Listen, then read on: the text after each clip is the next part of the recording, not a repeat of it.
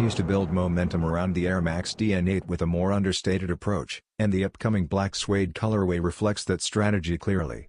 After high-profile collaborations introduce the silhouette to a wider audience, this release shifts focus toward everyday wearability and premium materials. The upper features soft black suede overlays paired with dark mesh underlays, giving the shoe a refined, lifestyle-driven look while maintaining its futuristic shape. Subtle reflective details along the lace loops and side panels add depth without overpowering the monochrome design, and the muted swoosh keeps branding clean and minimal. Underfoot, the DN8's dual-pressure dynamic air units remain the centerpiece, stretching across the sole inside a smoked, semi-translucent casing. The result feels modern but grounded, experimental yet easy to style. Rather than chasing instant hype, Nike appears to be positioning the Air Max DN8 for long-term relevance.